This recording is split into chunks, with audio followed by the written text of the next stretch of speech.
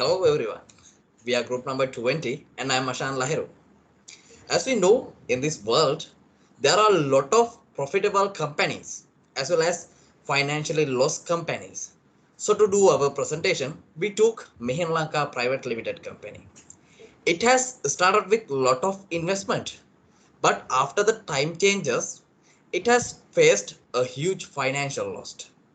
So I did brief introduction about the company. So my friend gonna go through the presentation and they would give to a clear idea about the company and whole subject. To go further on this information, I would like to welcome my friends. Okay, then Kumudu, it's your chance to continue our presentation.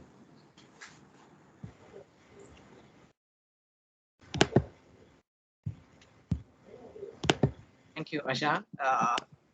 In this presentation, my part is to briefly introduce about what is Mihin Lanka and what has happened to the company. From the start, I would say Mihin Lanka is a private limited company. The Sri Lankan government has kind of a different partnership with the company. The Sri Lankan government has just invested lots of investment, which means from the start in 2006, the government invested 250 million.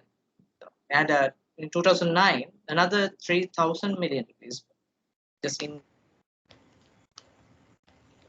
on it. But Milan has faced huge financial loss from the beginning. The company. After a few years that they have forecast to make a profit from tourism sector in 2009. After the end of civil war, that they have forecast to make a little profit from their company because of the increasing of the arrivals up to 34%. They just forecast to make a profit from the company, but it won't happen because Mihin Lanka already hit a huge financial loss from the beginning of it. I think the last period of the company in 2012 to 2016, the government tried to reboot the company again by giving another loans and investment, but it won't happen. The Mihin Lanka, even they unable to pay the given loan. After the Mihin Lanka have to hand over the old operations and behalf of the employees of the Mihin Lanka, they went to the mother company of the Sri Lanka, which means Sri Lankan Airlines, the current aviation company, that aviation, that the department in Sri Lanka. They all are just went to there, and the whole operation of the Mihin Lanka just have to hand to the Sri Lankan Airlines. So especially now, there's no any company named as Mihin Lanka in Sri Lanka. So now I would like to invite my friend Tharushi to continue our presentation. Thank you. Thank you, Kumudu. Just I explained to corporate failure and nature of the failures in Mihin Lanka. Among years, Mihin Lanka lost 17.2 billion because of their managerial and financial issues. When Mihin Lanka go through their goals and ambition, they want to find lots of approaches that Air Lanka doesn't achieve. That is one reason they spend their financial resources that is in a bad way. Other thing is they spend more to salaries and maximize directors' compensation without boosting the company's production. And other thing is the external auditors not given advice for reduce their liabilities and to maximize their profit. Those are the reasons to winding up the Mihin Lanka. So this is the nature of the Mihin Lanka's corporate failure. I will hand over to Maheshi continue our presentation. Thank you, Tarushi.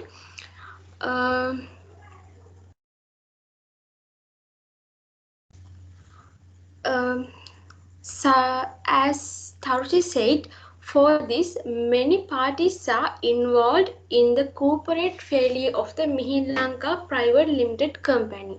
Some of them are PwC, government and board of directors, and etc. Government and board of directors. Mihin Lanka created without cabinet approval. The board of directors also failed to maintain independence and to concern about the other shareholders' interests too. PwC. Mihin Lanka lost 17.2 billion over the course of its 9-year existence, and the fund pumped into the company's capital were incomplete to cover the losses. A managing partner of PricewaterhouseCoopers, Sujeeva Mudalige, informed the Presidential Commission on alleged involvement at Sri Lankan Airlines. Although the government had poured 14.2 billion into Mihin's capital, the companies incurred a loss of 17.2 billion. These were the company's biggest financial problems. Next, I invite to Dilki. Thank you, Maheshi. Whether the financial statement in indicated of corporate failure in Mihin Lanka. Mihin Lanka Private Company financial statement, which include the balance sheet, income statement, statement of the change in equity, and cash flow statement for the year they ended. These financial statement in accordance with Sri Lankan accounting standard is the responsibility of management. Since the establishment in 2007, Mihin Lanka has never made a profit, and an accumulated loss of rupees billion 17.2 as of March 31st, 2016. According to the statement for the Cheap Airline, the airline reported a net loss of rupees 181 million for the 6 months ended September 13, 2016. Now I will hand over the Lakshan.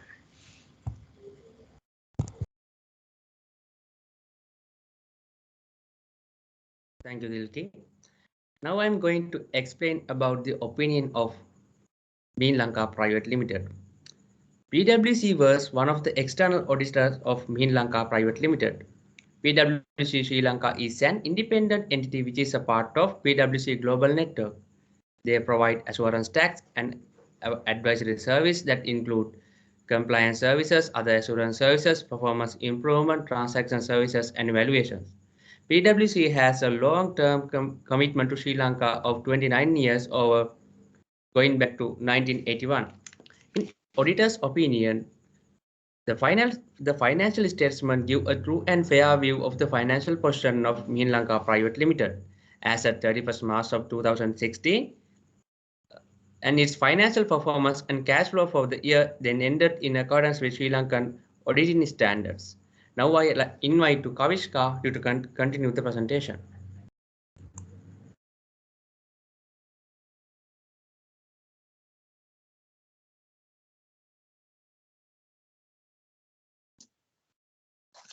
Thank you, Lakshan.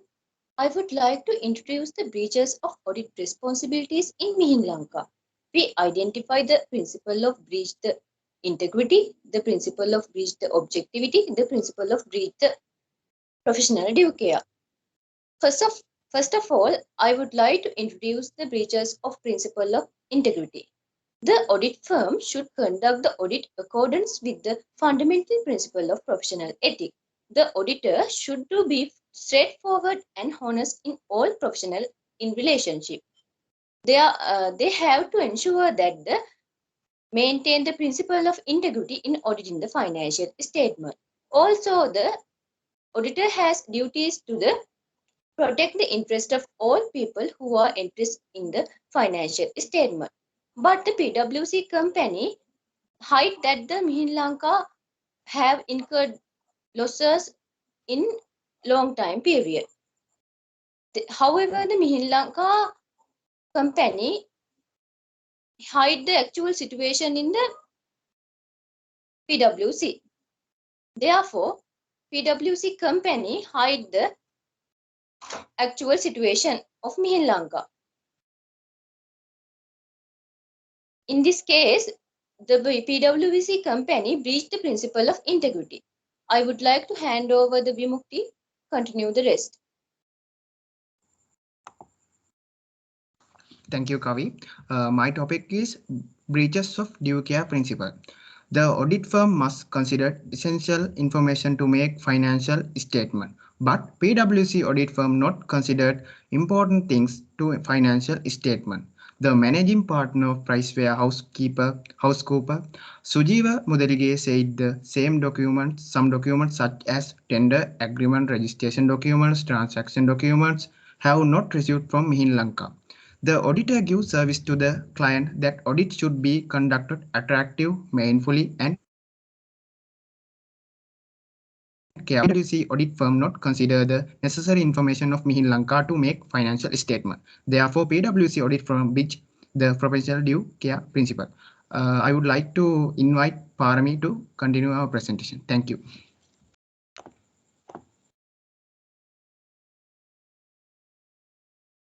Thank you, Vimukti. Now let's see how PwC audit firm breached the principle of objectivity.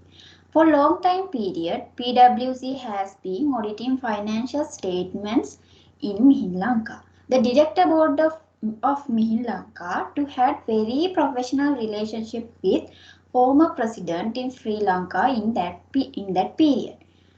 So this political power influence of PwC to overdrive professional judgment. Therefore, PwC gave their opinion to interest reflect of Mihin Lanka. Normally, audit firms should not be allowed bias and not conflict of interest, or they should not undue influence of client to overdrive professional judgment. Therefore, PwC breached the objectivity principle of professional ethics. Now, I will hand over to Dini.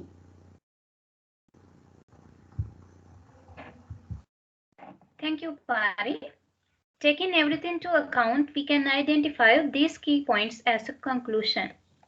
Mihin Lanka is a low-cost airline based in Colombo. It is owned by Sri Lankan government.